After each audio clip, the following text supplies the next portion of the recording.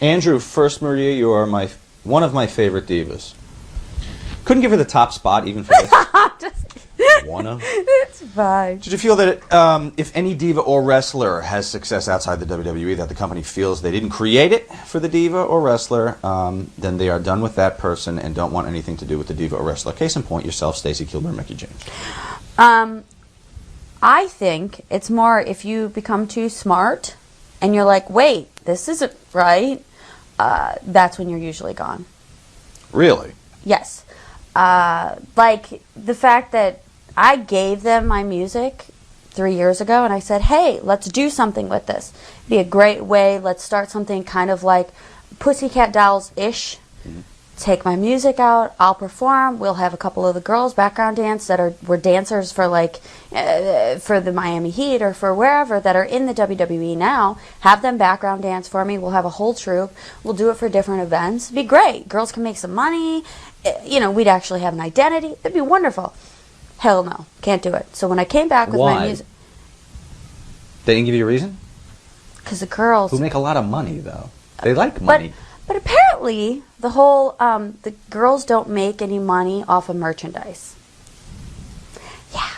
With all the diva stuff out there, really? Videos and all that stuff? Apparently, DVDs, I mean. Apparently we don't make any money in merchandise, so they didn't want to do that. Plus, it would take time away, and they didn't want to spread themselves thin or something like that. It's like, well, why wouldn't you hire some people? Hire a production company that's very used to doing that type of stuff. Hire the Pussycat Dolls manager to come in and work with us and create this amazing Divas troupe. I used to have an idea that we should have WWE Diva Brat Dolls, where we all, because we all look like brats anyways, you know, the big hair and the big outfits. Like, why not? That would be cool. But they were like, no. I'll never forget this. One time, we were in a meeting, and it was this big meeting with Mattel, and you know they're coming out with all this new merchandise, and we're all supposed to get so excited about it. Mind you, there was probably 15 of us girls sitting in the auditorium watching this thing. So we're watching it, the video plays and everything, and there's one female doll, rest are guys. I raised my hand. I said, "What about the girls?" And they're like, "What do you mean?" I'm like, "You have one doll, and we weren't even in the video." Well, what about the girls? Because I know that little girls come to these shows and they're like, oh, I guess I'll just get like a John Cena wristband because you don't have any. Well, we're pushing them to that then. So why do we not have any girl merchandise? Apparently it doesn't sell though. So I don't know. That was their reply to you? Yes, it doesn't sell. And you would have given them ownership, given WWE Music ownership of the stuff, right? They could have retained the rights? I was, not the rights.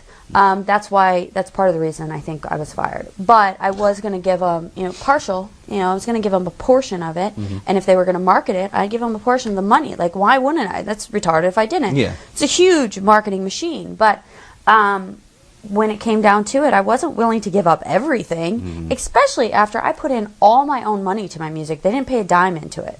So... that probably contributed also, because I think they like to keep everything, right? Oh, yeah. And, like, I was trying to go do more acting and everything, so.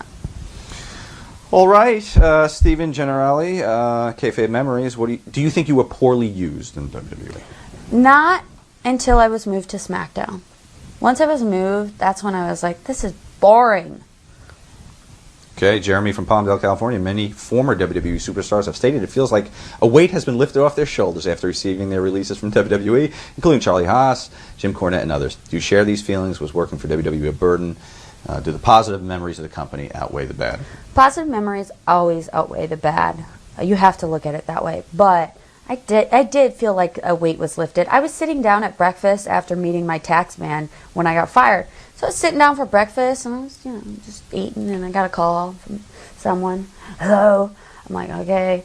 And I knew he was going to, and he's like, how's my beautiful diva? And I'm like, please. So it's like, oh, well, you know, we figure it's, you know, it'd be better if you did things on your own, and you seem to want that freedom, so we're going to give it to you, blah, blah, blah. And I'm like, oh, okay. And I think he wanted me to cry.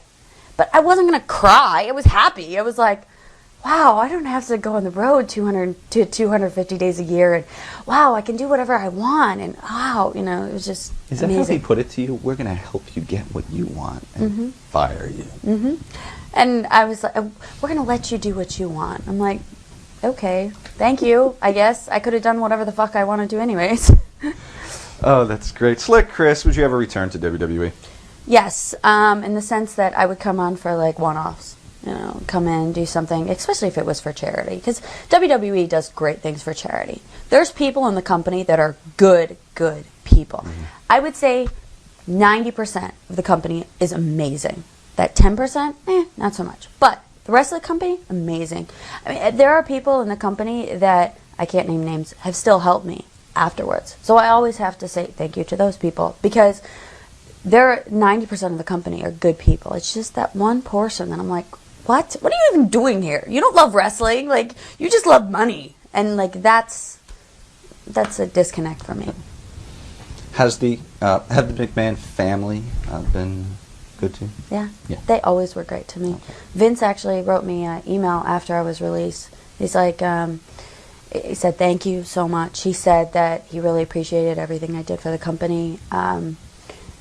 He said that don't forget about us, we won't forget about you. Like, and so I always say, like, no matter what the whole, I don't know why, you know, everything went down the way it went down, but that was nice. And I'll never forget that. And I never got a bad word from Vince, from Linda, from Stephanie, or from Shane. Never a bad word. So it was nice.